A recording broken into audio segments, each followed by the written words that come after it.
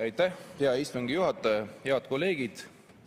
Eesti Keskerakonna fraktsioon sooviks üle anda arupärimise peaminister Kaja Kallasele. Ja teemaks on loomulikult majanduslangus ja hinnatõus. Eelmisel nädalal tõi Eesti Konjunktuuriinstituudi juht Peeter Raudsepp ametliku sõnumi, et Eesti on olnud juba 2 aastat järjest majanduslanguses.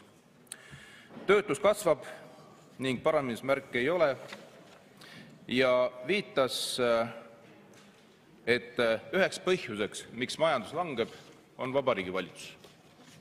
Neid põhjusi oli 5. Aga need on tema sõnad ja Konjunktuuriinstituudi juhti peaks uskuma. Ja vaadates siis üleüldist majanduskäiku, siis ka tänane uudis, kus töötlev tööstus, see toodang on langenud 14 aasta tagusele tasemele, no ei tee meele rõõmsaks. Kui vaadata numbreid, mis puudutab eelmise aasta hinnatõuse, siis inflatsioon oli 9,2%.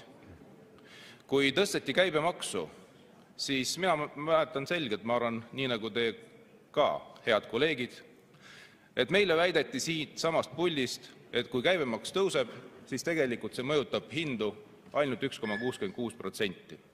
Nii see paraku ei olnud, jaanuarikuus oli inflatsioon 5%. Ja sellest lähtuvalt mul meie fraktsioonil on ridamisi küsimusi ja loomulikult me küsime, et kuidas see kõik mõjub meie inimestele ja kuidas mõjuvad ka tulevased maksutõusud, mis rakenduvad 1. maist. Aitäh!